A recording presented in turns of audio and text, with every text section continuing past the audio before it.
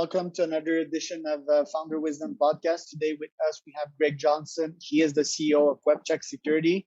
He's an author. He does a bunch of things. I'm glad to have him online today. Greg, can you tell us a bit more about yourself and your business?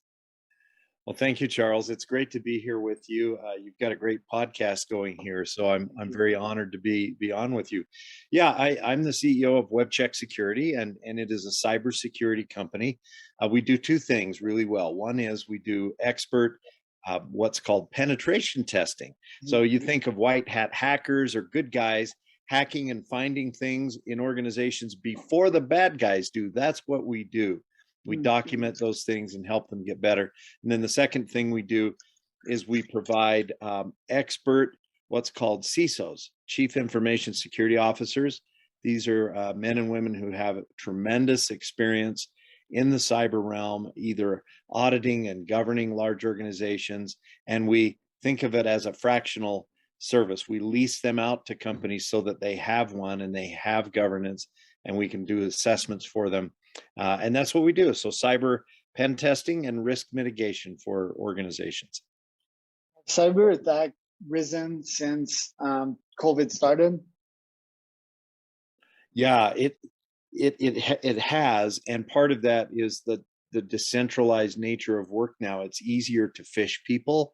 You don't always have a centralized email phishing technology on your home computer, whereas in businesses, when emails are coming through the firewall, there often is that. Most homes don't have a robust firewall. There's a lot of processes and procedures missing. So yeah, absolutely.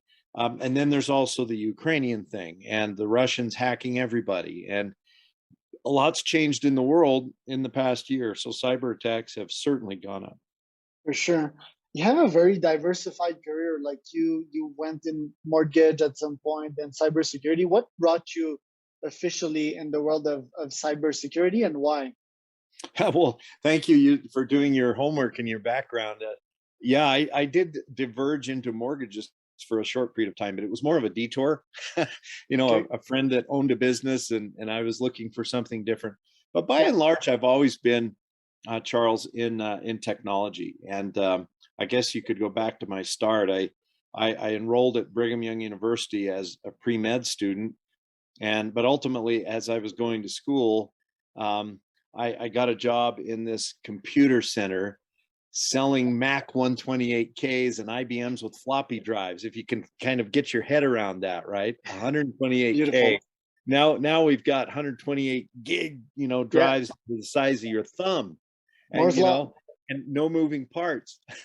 But ultimately, what happened was I reconnected with a fellow that I'd been at WordPerfect Corporation with, which was later bought by Novell.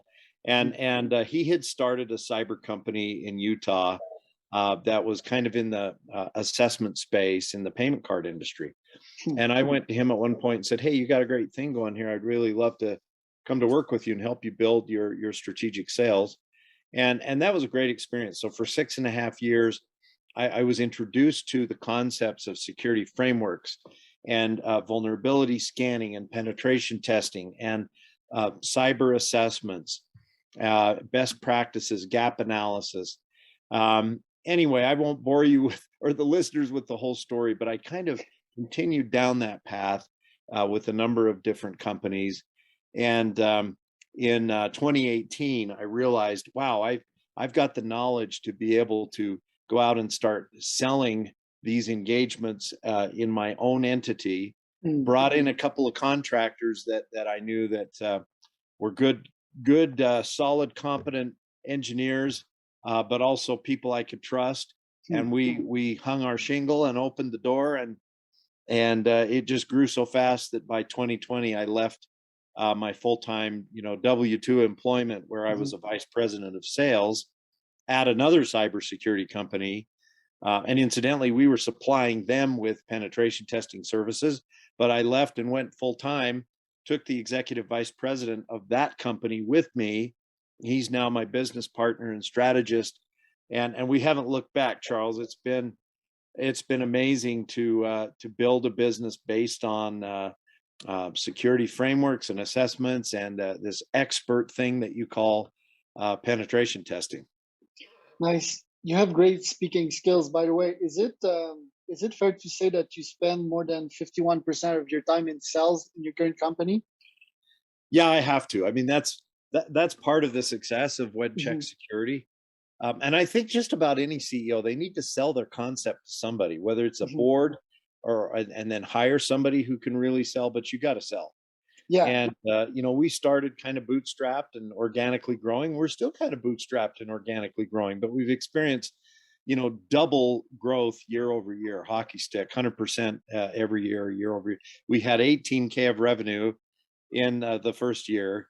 It was a side hustle, and then we Okay. had a 200,000K in revenue the next year, but as a side hustle.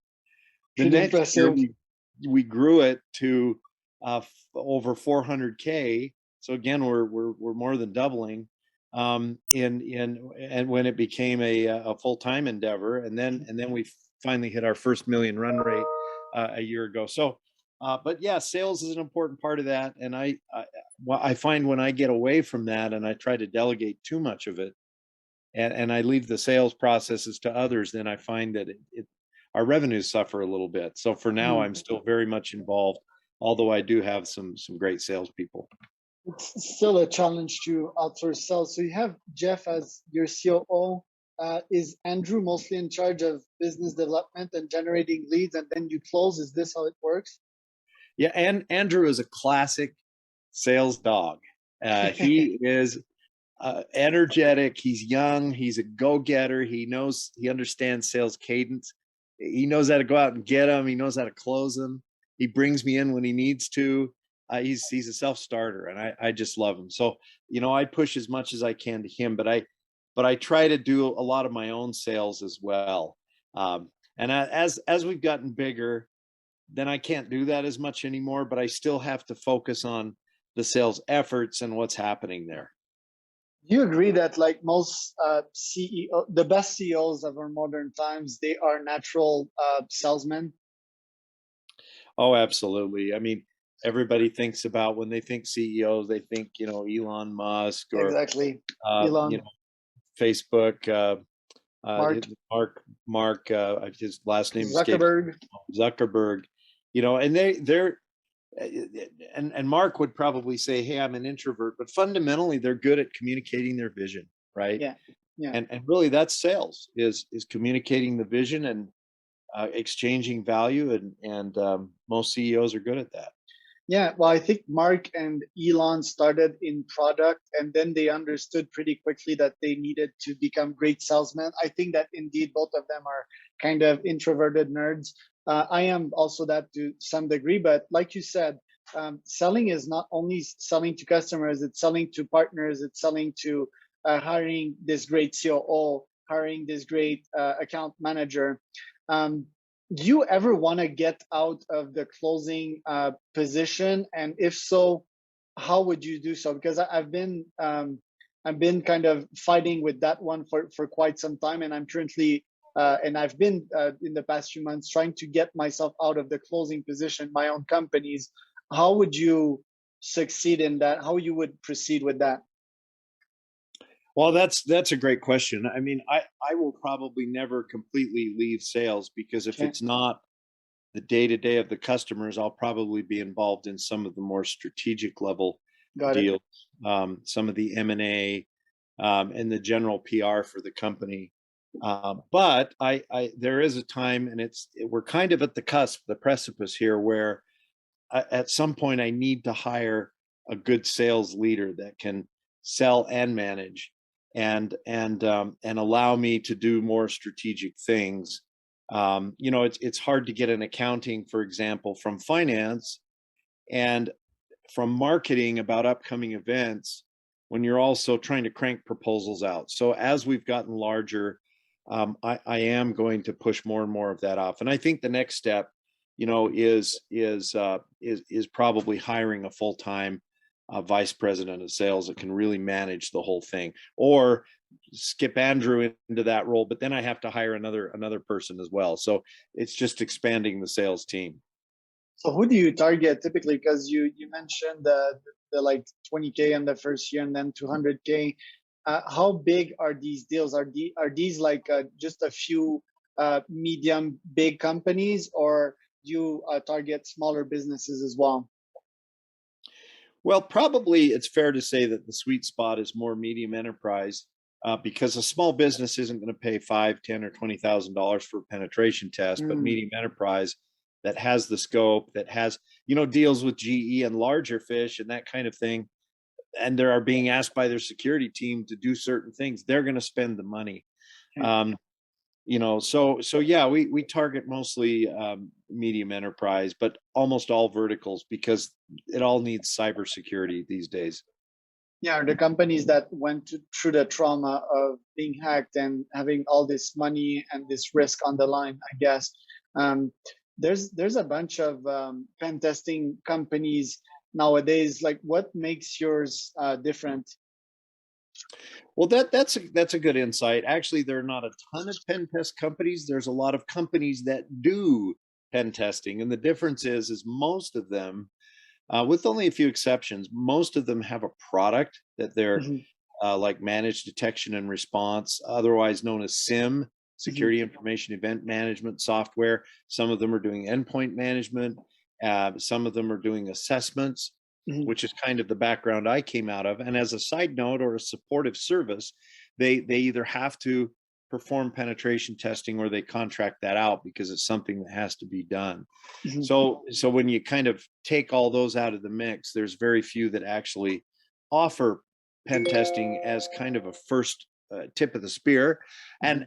and the ones that do, here's the attitude, Charles. They kind of throw the report over the wall and say, "Have a nice day." I Okay. wanted to build a company that was based on a CX, a customer Okay. experience, and so one of our big differentiators is that we very carefully scope and talk to the customer and understand the job. We understand what their drivers are. We deliver with only OSCP certified top-notch engineers that understand how to write and document their results. And then in order for us to hire those engineers, they have to get on a video call with me. So what we deliver is not just, a guy in the corner eating a burrito, and writing a report, but he's got to actually get on with the customers and advise them Okay. after the report's done. And that's a huge differentiator, is Yep. that customer experience Mm. uh, that we can deliver. And then I guess secondarily, Charles, the other answer to your question is we understand cybersecurity from a holistic perspective, not just vulnerability management. Okay. And the difference is let's say, for example, you're in a company and Hmm. you leave, but you have passwords and keys to the kingdom. Hmm. Well, there should have been a policy that human resources, an offboarding policy, that they should have terminated your access immediately. And that doesn't happen in most organizations. That's just one slice of an example, right? Mm. Yeah. So we understand holistically the whole pie of cybersecurity, and can bring that to bear, not just penetration testing and not just assessments, if that makes Got sense. it. That makes a lot of sense, and I love the CX part of it. That's so important, and a lot of companies they neglect that. I'm also curious because cybersecurity companies, they interest me because it's like if you're the white knight, right? You're fighting the bad guys, and that very much appeals to me. First, I think we all have a fight in us, especially us men's. And second, if you do it for the right cause, then it becomes, like it fulfills your values. But also, I think it can be very stressful. Um, do a lot of companies come to you with like a problem on their hands, or it's mostly about prevention? Yeah, they do. In fact, one of the things that we do, I didn't really talk about this, but we do digital forensics as well, and Okay. and and that's when you've been hacked, and you got to go find the cyber breadcrumb trails, and then try to advise and say, well, this is what happened, this is how it happened, make sure that there's nothing left in the system, and then advise them on how not to let it happen again. Mm. So yeah, we do I wouldn't say a lot of that. It's something because we only have a couple of expert practitioners in that area, Mhm. and I obviously need to get some more and find them, but they're very specialized, and you want to have the right fit. But yeah, we do a lot of post breach advisement, post breach assessment, risk analysis, and then helping them to write policies that will close open doors and windows, as it were. Okay. And is it like in the moment, like the hacker is telling them, like, give me the money in less than 4 days? Or if, do you have these types of clients coming to you? We do, and sometimes it's that. Other times it's, hey, we realize that we fraudulently wired, $100,000 to a bogus realtor. That's a very common thing. ACHs and wires, where you've got a hacker listening to the email, and suddenly they see that a transaction is going to occur, and they jump in and spoof the email and say, hey, this is Joe, the Oh, CFO, and if you could kindly wire to close this transaction to oh these my numbers. God.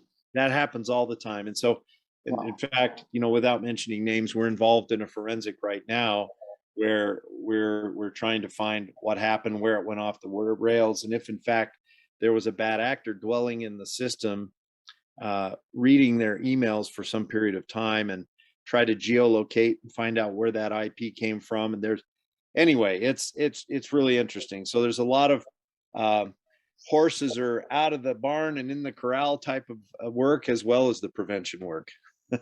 That I can see that case like being the perfect case, because the buyer is like, okay, I want this house, so much emotion, so much stress, so much adrenaline, and they're like, yeah, I want to secure this house, so I'm just gonna send that money, and they don't even think about it, and in a specific situation which they're stressed and they're not sleeping well, they can make these types of errors without even calling the person. um, that must be pretty painful if you wire that much money.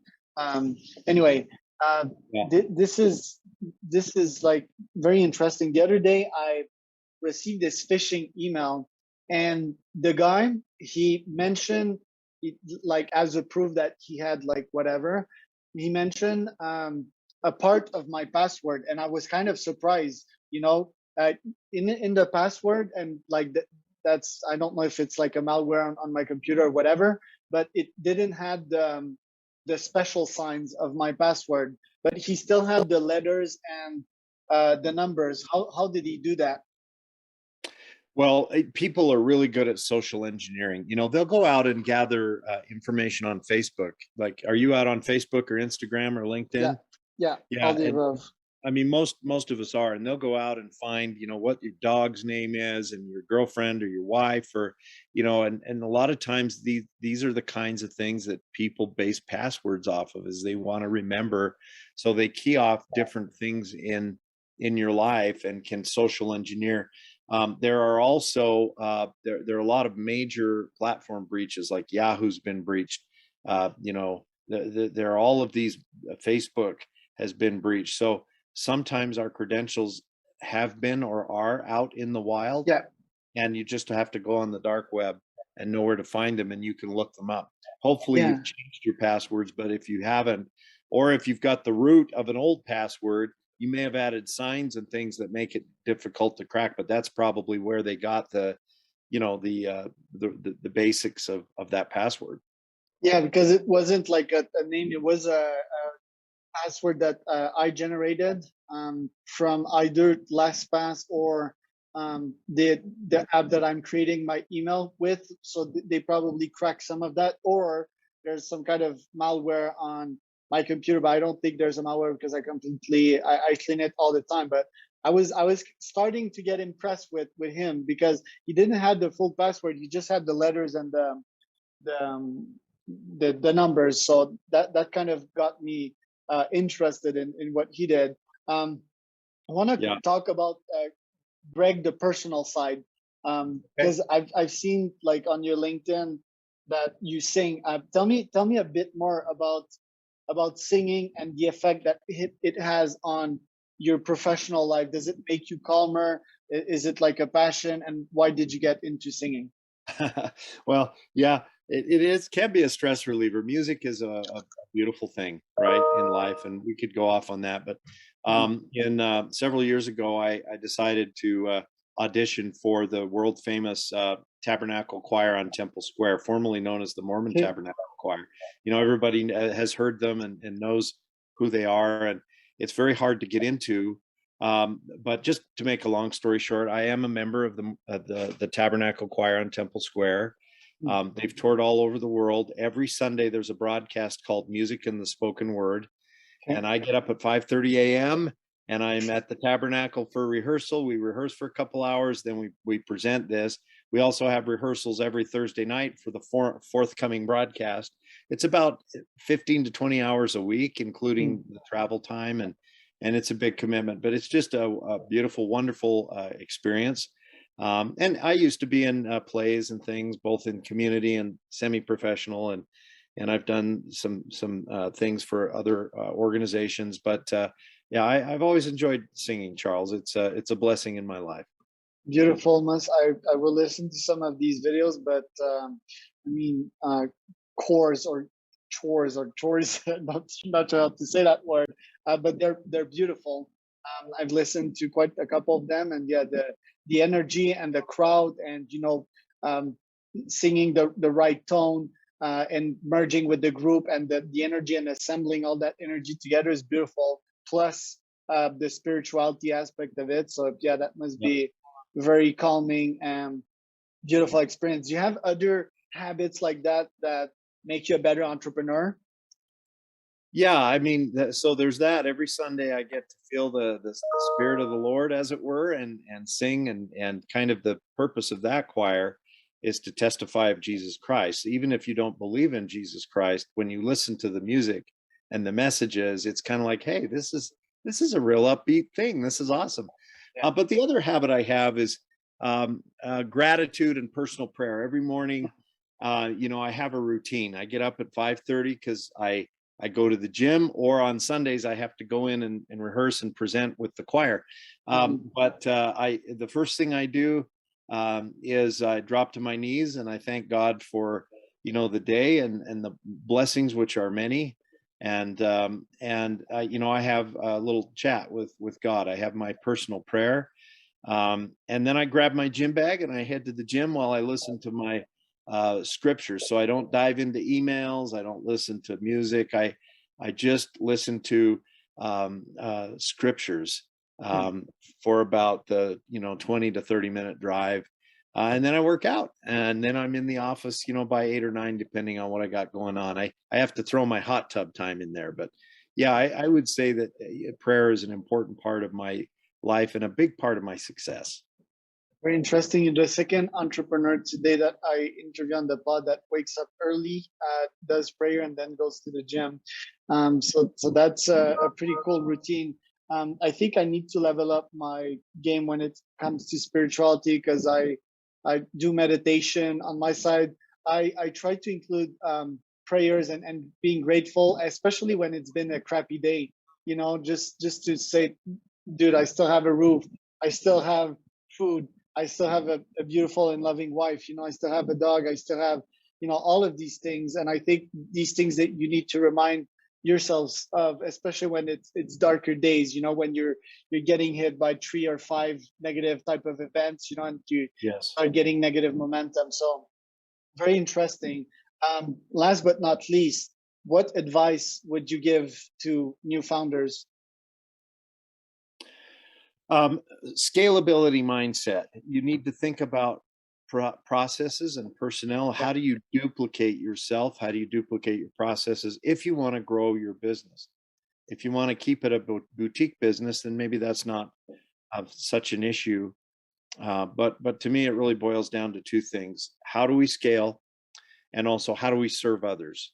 That includes your employees. And if you never lose focus of people, and then of course how to scale your business, then you can be uber successful, I think. Interesting.